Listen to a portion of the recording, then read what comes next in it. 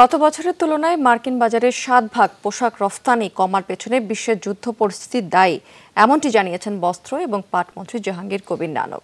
সকালে সচিবালয়ে নবনির্বাচিত বিজিএমের নেতাদের সাথে সৌজন্য সাক্ষাৎ শেষে তিনি এই কথা জানিয়েছেন। তিনি বলেছেন, এই সময় পোশাক খাত এখন মার্কিন বাজারের উপর নির্ভরশীল নয়। 2013 সালে রানা প্লাজা ধসের সময় পোশাক খাত বিব্রতকর পরিস্থিতিতে পড়েছিল, সেটা কাটিয়েও উঠেছে বাংলাদেশ। পোশাক খাতকে নানা সময় অস্থিতিশীল করা হয়েছে উল্লেখ করে জাহাঙ্গীর কবির নানকের সময় বলেছেন, শত বাধা পেরিয়ে পোশাক খাত দেশের প্রধান রফতানি খাত হিসেবে অর্থনীতিতে ভূমিকা রাখছে এখন।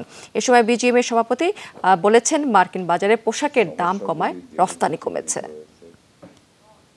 উৎপাদিত পণ্য বিশ্বের যে কোনো দেশের সাথে আমরা চ্যালেঞ্জ করতে পারি।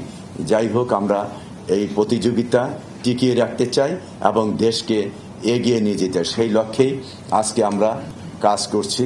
বিশ্ব যে একটি অসুস্থ পরিস্থিতির মধ্যে রয়েছে, সেই পরিস্থিতি থেকে তো বিশ্ব অর্থনীতি আলাদা পথে এগুলো হাঁটতে পারে না।